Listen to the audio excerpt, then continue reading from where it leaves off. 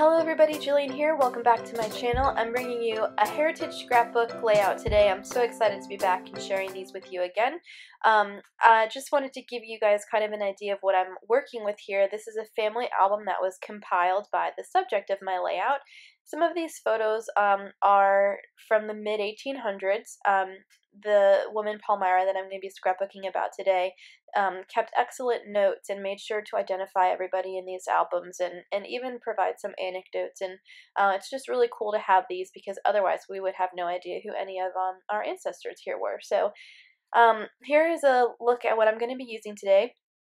This is kind of a cautionary tale for scrapbookers, I guess you could say. If you recognize this collection, you'll know it as the original Maggie Holmes collection. I got a paper pad from Michael's a couple years ago when I first started scrapbooking, and I absolutely loved this paper, especially that bokeh piece of vellum in the front and this camera pattern paper. I loved it so much that I just kind of hoarded it and didn't know exactly what to do with it, and I was waiting for the perfect layout. So here it is, the perfect layout for, this paper, and I'm really not in love with it anymore. So I'm not one to make New Year's resolutions or anything like that, but I think what I'm going to do is, this year especially, I'm just going to try and use my supplies when I get them and when I'm really excited to use them and not hold on to them for the perfect layout. So what I'm doing here is going through my stash and looking for some papers that have a little more pink in it. This layout is about a woman, and I want to just make it a little more feminine. So here I'm flipping through some of the pattern papers from Crate Paper's new Hello Love collection. If you guys haven't seen it, I created a mini haul video like showing you guys what I had purchased in the collection. So if you haven't seen that, scroll back a few videos on my channel and you can check that out. So I'm looking for a pink piece of paper, like I said, and I'm going to use that like gradient pink that's laying on my desk there. Here's a look at the pattern papers that I'm going to use, along with this sketch from Jenny Evans at boysrulescrapbookkits.com.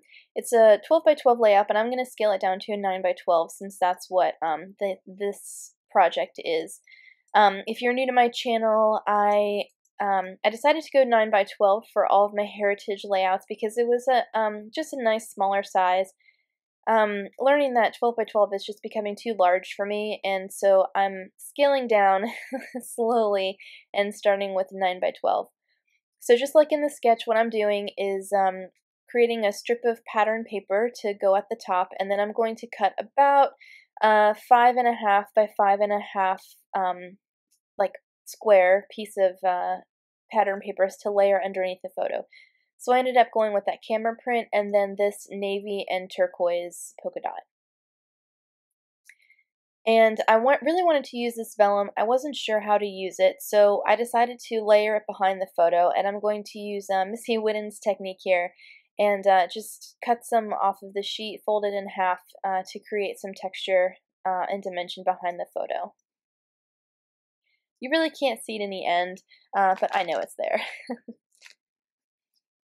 So I have that little block of paper at the bottom of the photo, and that's going to be where my journaling lives. I believe it's a die cut from somewhere, probably another Maggie Holmes collection, and that's where I'm going to put my journaling. I'm also using a very small strip of this Hello Love piece of paper, and I love the color, but the way I orient it, you don't really end up seeing that darker pink color, and I'm fine with it. I think it just makes the layout a little more soft, just seeing a little bit of that pink.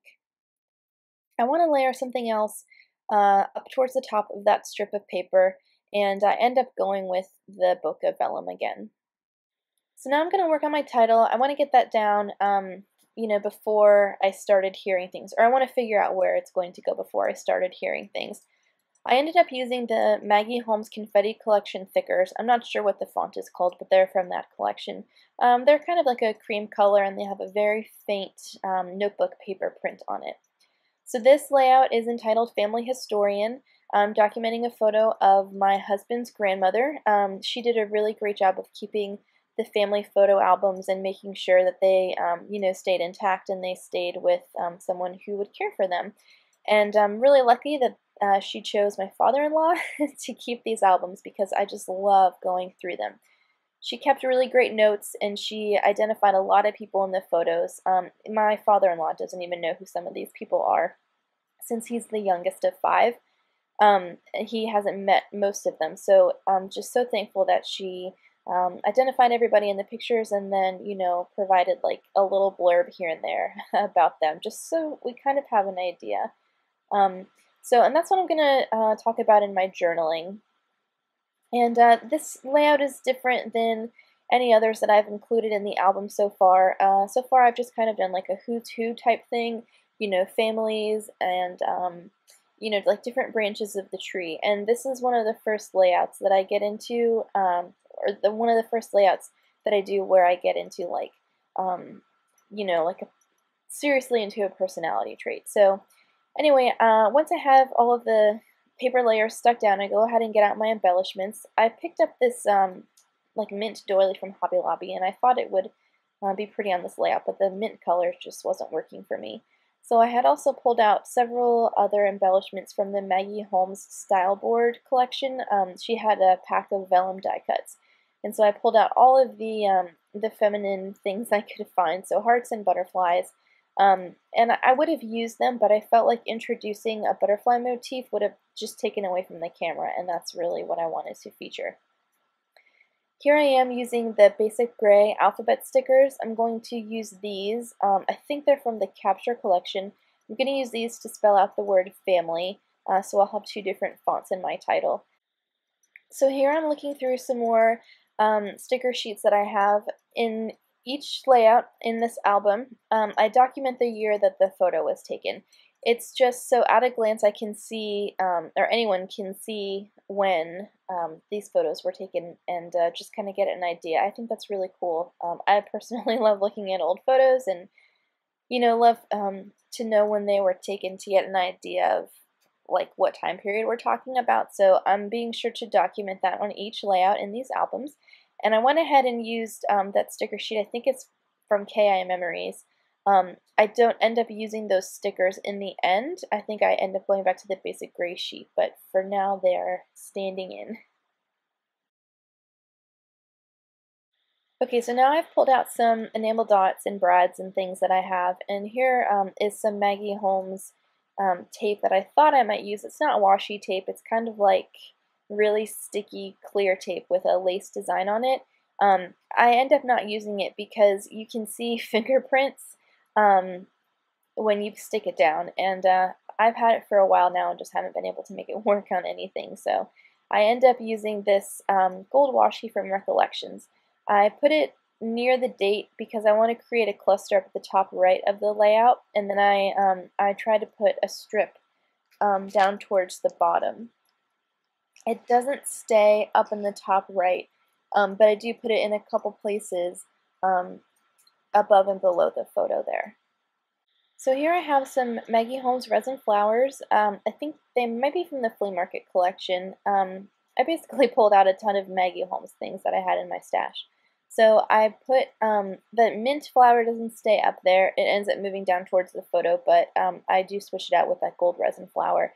And then I take a couple of these enamel dots. They're kind of faceted and more transparent, and I create a little embellishment cluster there at the top right. And then I also have these brads from My Mind's Eye. They seemed, you know, kind of antiqued and feminine, so I wanted to use those since I've had them for a while. And I end up using a couple of those. So now I'm writing my journaling down, and on this little journaling spot, I'm realizing that I don't really have enough room for everything that I want to include. So I'm going to go back and just fidget around with the embellishments a little bit more. So what I do to make sure that I include everything that I want to is I usually work out my journaling on a steno pad that I have. And so my journaling reads, Palmyra, pictured 1925, was born in March 1904 in Philadelphia. She was an only child to Albert and Anna, but went on to have a large family of her own, 6 children with Walter. She is considered the family historian because of the several photo albums she passed down to her youngest son. In them are old family photos dating back to the mid-1800s. She took the time to identify each relative and, if possible, provide the date they were photographed. Because of her, we are able to see our history and glean an anecdote or two. She took photos of her childhood homes, family vacations, and her daily surroundings that we might have a snapshot of her life. I believe she loved photos and the memories she was able to preserve with them. So I created this layout about a month and a half ago, and I'm just kind of getting reacquainted with it as I'm watching it with you guys. So reading my journaling, it sounds more like an essay than I typically would like, but you know, it's done and it is what it is, so I'm just going to live with it. But that pretty much wraps out the layout. I added that mint resin flower to the bottom left of the photo and a couple of my mind's eye brads. And that's it. Here's a finished look at my layout along with a few close-ups. Be sure to check back next week for another heritage layout and be sure to use those supplies in the meantime. Thanks for watching. See you soon.